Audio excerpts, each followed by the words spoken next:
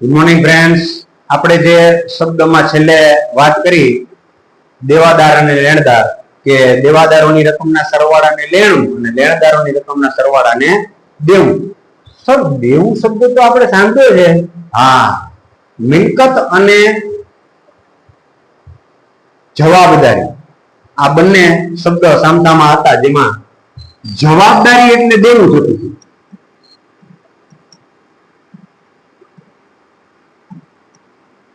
જવાબદારી મતલબ દેવું. હવે આને ઊંડાણપૂર્વક સમજવું હોય તો આના બે મુદ્દામાં ભાગ પાડીને આપણે સમજી શકીએ. એક, સંબંધના આધારે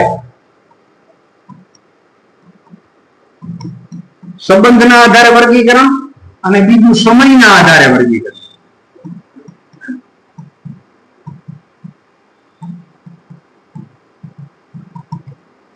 સંબંધના આધારે એમાં બે ભાગ પાડી શકાય.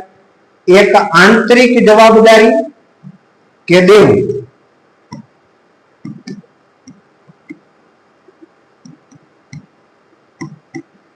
અથવા બાહ્ય જવાબદારી કે દેવું. આંતરિક જવાબદારી એટલે કેવી જવાબદારી? તો કે જે જવાબદારીની અંદર ધંધાના પોતાના સભ્યો સામેલ હોય, એ જે જવાબદારી છે ને એને આંતરિક જવાબદારી કહેવાય, આંતરિક સભ્યો. જ્યારે આ કેવી બાહ્ય સભ્યો સાથે જોડાય, બેંક છે, વેપારીઓ છે, કોઈ નાણાકીય સંસ્થાઓ છે, આ બધી જે જવાબદારીઓ છે ને એને બાહ્ય જવાબદારી કહેવાય. બાહ્ય ધંધા સાથે જોડાયેલા લોકોની પ્રત્યેની જવાબદારી. જ્યારે સમયના આધારે વર્ગીકરણ જોઈએ ને મિત્રો, તો એના બે ભાગ પડશે પાછા. બિનચાલુ જવાબદારી અને ચાલુ જવાબદારી.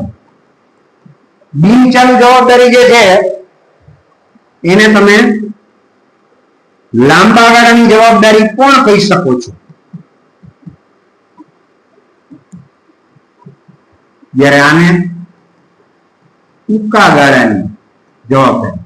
લાંબા ગાળાની જવાબદારીનો મતલબ તો કે 1 વર્ષથી વધારે સમયની.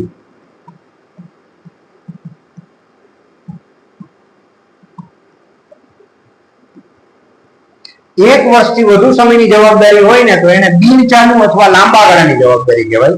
જ્યારે 1 વર્ષ કે તેથી ઓછી